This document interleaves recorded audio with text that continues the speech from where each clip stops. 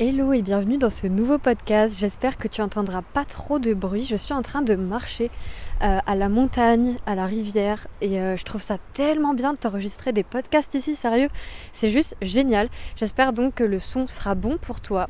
N'hésite pas à me faire un retour, je pense que ça devrait aller. On va prier, je vais me mettre sur un banc et on va parler de ce sujet que vous attendez tant. Alors là, qu'est-ce que vous attendiez, ce sujet? Les couples zèbres. Comment ça se passe le couple quand on est zèbre? Et en fait, le truc, je vais vous dire la vérité, c'est que en fait, j'arrivais pas à répondre à cette question. Et là, on va partir dans un débat philosophique, je crois, dans ce podcast, parce que pour moi, il n'y a pas de réponse. En fait, pour moi, il y a des choses spécifiques au couple zèbre dans le sens où on est très sensible, donc on réagit fortement. On a aussi des exigences, on est assez perfectionniste, donc quand on est exigeant envers soi, on est exigeant envers l'autre. On a besoin de stimulation, on a besoin de nouveautés, donc on peut vite s'ennuyer. J'ai le cas par exemple beaucoup de filles que j'accompagne qui me disent voilà, moi j'ai envie que mon mec... Je sais qu'il y en a qui vont trop rire à ce podcast parce que vous allez vous reconnaître. Ils me disent moi j'ai envie que mon mec il me fasse des surprises, de l'imprévu, que d'un coup on se mette à danser dans le salon, que ça soit romantique, que ça soit fusionnel, enfin bref. Si vous reconnaissez dans ça, c'est que vous êtes aussi un peu un profil recherche de sensations. C'est pas obligé que ça dure, mais c'est une possibilité. Voilà, que vous recherchez la sensation, la peur aussi de mourir et derrière. Alors c'est hyper bizarre là que je passe de ce sujet là d'un coup comme ça, mais quand on a vraiment envie de se sentir vivant, de se sentir vivant, derrière il y a parfois aussi la peur du vide, du rien.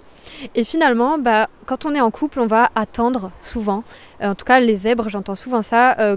Ils vont souvent attendre que ça leur apporte ce côté aventure, vous voyez, comme les zèbres d'ailleurs qui sont accros un peu au voyage et tout ça. Moi j'ai vraiment besoin de nouveautés aussi, donc je me reconnais dans ça et je sais que j'ai clairement foutu la pression. Je me rends compte qu'aujourd'hui à certains de mes partenaires finalement en attendant toujours qu'ils soient romantiques, qu'ils fassent des trucs nouveaux parce que je m'ennuyais trop vite et tout, et ça je sais que ça va vous parler. Et le truc c'est qu'en fait c'est hyper paradoxal parce que souvent quand on demande ça à l'autre, nous-mêmes on fait même pas forcément des efforts, genre on lance même pas forcément des activités, on attend que l'autre finalement nous séduise parce qu'on se dit il me prend pour acquis, machin. C'est un truc que j'entends énormément chez les femmes, vraiment c'est assez dingue.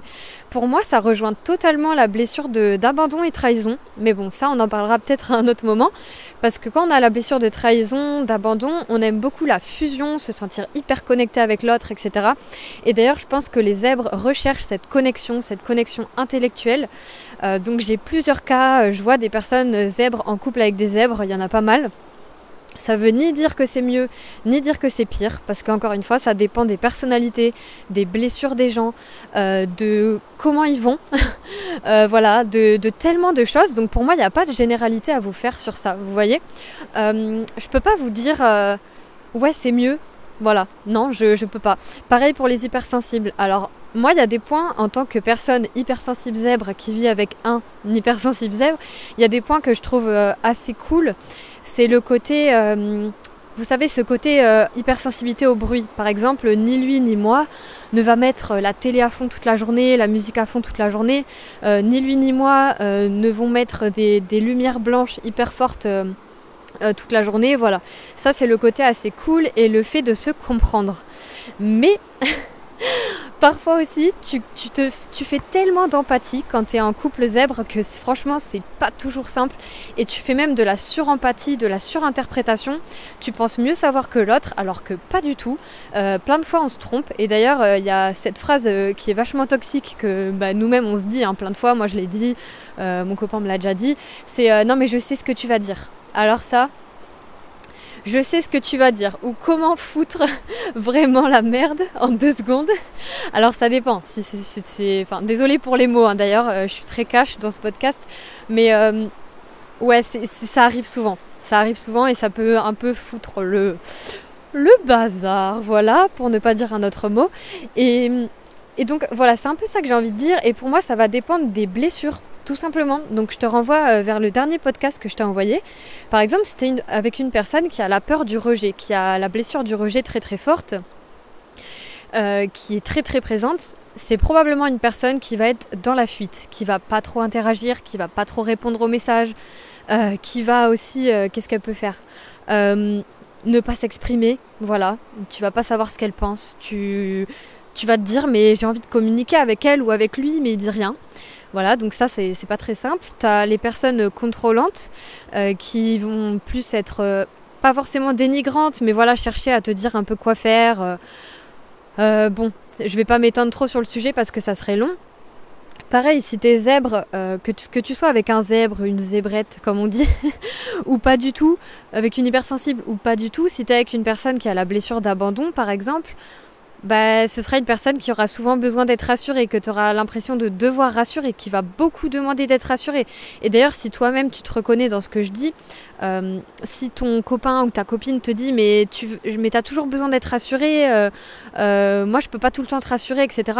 C'est possible, très fort possible que tu sois concerné par la peur d'abandon, la blessure d'abandon. Et en fait, c'est pas à l'autre de gérer ça, tu vois. Et on s'en rend pas compte parce que nous, on a l'impression qu'on pourrait beaucoup donner, que ça nous dérange pas, etc. Mais justement, on peut surdonner. Et c'est pour ça que quand t'es un zèbre, par exemple, et que t'as la peur d'abandon, et que tu surdonnes au point de te sacrifier pour l'autre, forcément, il peut pas te rendre... il peut jamais te rendre, comment dire, la part égale. Je sais pas si ça se dit. Il peut jamais te rendre la pareille, voilà. Si tu veux. Donc finalement la personne en face se sentira jamais à la hauteur de tes attentes. Voilà. Donc ça on s'en rend pas du tout compte quand on est dans la peur d'abandon parce que on recherche la fusion, etc. Donc ça c'est vraiment quelque chose qui peut se passer. Et pour moi c'est pour ça en fait ça dépend tellement des personnalités. Donc oui ça peut très bien se passer. Oui ça peut très mal se passer entre deux zèbres. Oui, ça peut très bien se passer entre un zèbre et un non-zèbre, et inversement, enfin tu vois. Donc ça c'est vraiment important à retenir. Pour moi c'est pas ça qui nous définit totalement. Après, là où par contre, comme je te disais, je vois une différence, c'est dans la profondeur des discussions, la recherche intellectuelle, le besoin souvent de nouveautés, de stimulation. Voilà, ça dépend. T'as des zèbres, particulièrement les femmes d'ailleurs, qui vont beaucoup plus rester, endurer alors que le couple leur plaît pas. Bon, il y a plein de facteurs qui expliquent ça en tant que femme, hein, bien sûr, avec le monde dans lequel on vit pour l'instant, qui a besoin d'évoluer, je trouve. Donc il peut y avoir ça, mais ça peut aussi être du côté des hommes, encore une fois. Encore plus quand on a vécu de l'humiliation avec ses parents, etc. Et que, en fait, on a l'habitude d'être traité mal, tu vois. Donc si on le travaille pas, bah, forcément ça peut arriver.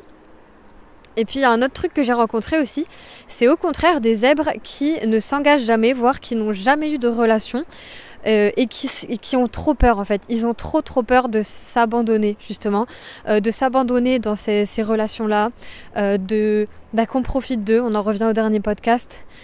Peur de s'ouvrir, peur de ce que ça va générer comme émotion. Voilà, ça c'est là on est en train de toucher un truc.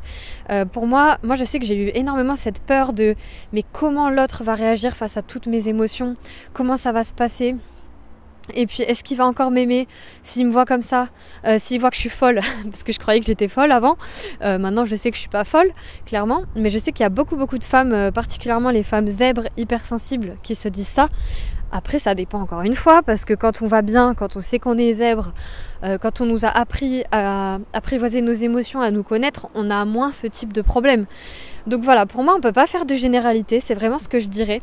Mais en tout cas les conseils que je pourrais donner pour qu'un couple entre zèbres ou un couple où il y a un zèbre dure, ce serait vraiment de comprendre que l'autre n'est pas comme nous, l'autre ne peut pas deviner nos besoins, l'autre n'a pas forcément notre niveau d'exigence, l'autre peut nous aimer même s'il nous fait pas des déclarations romantiques tous les matins ou qu'il nous fait pas, je sais pas, des danses fusionnelles dans le salon, qu'il a pas besoin de faire des trucs incroyables pour nous faire sentir qu'il nous aime. Donc ça c'est parfois, il faut savoir se contenter entre guillemets et ne pas chercher toujours plus, parce qu'on a tendance à chercher toujours plus les zèbres. Et aussi encore une fois, pourquoi ? Par fuite, par peur de la mort. Voilà, pour moi c'est, alors vous me direz si ça vous parle, mais moi je le ressens comme ça. C'est la peur du rien derrière qui fait qu'on peut avoir cette recherche de sensation, d'être hyper actif tout le temps, de trop travailler, de trop apprendre, de trop se former, etc. Et je sais que c'est pas le caractère de tous les zèbres, attention, mais en tout cas c'est quelque chose que je retrouve beaucoup dans mes accompagnements. Donc voilà, je vous le partage. Ça c'est le conseil que je donnerai, enfin les deux conseils que je donnerai. Le troisième, passer du temps seul. passer du temps seul, et encore plus si vous avez peur d'être seul, encore plus si vous avez peur d'être abandonné. Parce qu'en fait, sinon, vous allez tout le temps vous reposer sur l'autre.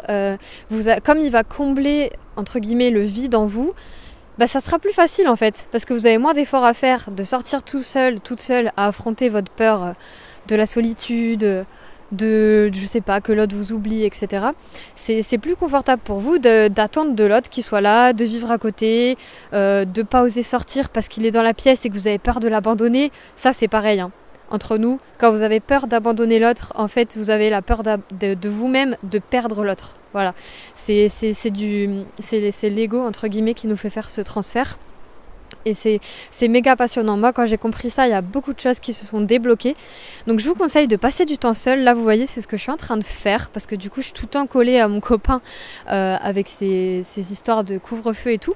Donc, je suis face à la montagne. C'est trop, trop beau. Vraiment, je regrette tellement pas d'avoir déménagé. C'est incroyable. J'aurais aimé vous faire une vidéo, mais je n'ai pas ma caméra. Vous auriez pu voir en même temps. Mais voilà, prendre du temps seul, surtout. Et alors pour les personnes qui ne sont pas en couple et qui écoutent ça, d'ailleurs j'espère que vous ne vous sentez pas à l'écart. Voilà, il n'y a aucun problème à être seul, encore une fois, il n'y a aucun problème. Après, si tu sens qu'il y a une souffrance derrière, qu'en fait tu te prives peut-être de l'amour, ou que inconsciemment tu crois que tu mérites pas l'amour, ou encore que tu te dis mais si je m'ouvre, qu'est-ce qui va se passer? En fait c'est l'inconnu, ça te fait trop peur, c'est normal. Et justement, c'est en allant t'ouvrir petit à petit que tu vas faire l'expérience. Et pareil, je t'invite à affronter tes peurs petit à petit. Pourquoi pas à aller regarder justement tes blessures émotionnelles. Je te renvoie vers le dernier podcast et vers le livre de Lise Bourbeau, Les 5 blessures qui empêchent d'être soi-même. Particulièrement la partie 2. Pour ma part, je me suis beaucoup mieux reconnue. J'ai trouvé ça plus cohérent. La partie 2, le tome 2, donc de guérison des blessures. Et voilà, c'est vraiment ce que j'aurais envie de te dire. Ah oui, et dernier conseil, oh là là, dernier conseil, trouve des choses qui te stimulent seul, sans la personne. Je te donne mon exemple, moi ça a été le surf, bon là je peux plus en faire, la boxe, pareil je peux plus en faire, le pole dance, alors je peux, mais c'est un peu moins pratique on va dire. Vu que c'est dans mon bureau et que j'ai pas de prof, clairement. Mais voilà, toutes les choses qui peuvent t'apporter un peu ce côté sensationnel que tu recherches. Alors déjà, essaye de voir pourquoi tu veux du sensationnel. Ça se trouve, une fois que tu affrontes ta peur du rien, t'as même plus envie de sensationnel. Donc ça, déjà, c'est intéressant. Et puis ensuite, vraiment, ouais, pars à la recherche d'activités pour toi qui font que tu vas pas faire peser sur l'autre cette attente. Tu vois, de nouveautés, d'être surprise, d'être surpris, etc. Voilà, écoute, j'espère que ça t'aura parlé. Je pense qu'on va vachement aimer quand on va en discuter dans l'école des hypersensibles. D'ailleurs, si tu veux nous rejoindre, c'est encore possible, donc n'hésite pas. Et puis, écoutez, on se retrouve très très vite en coaching dans l'école. Et pour les autres, je vous dis à lundi pour un nouveau podcast.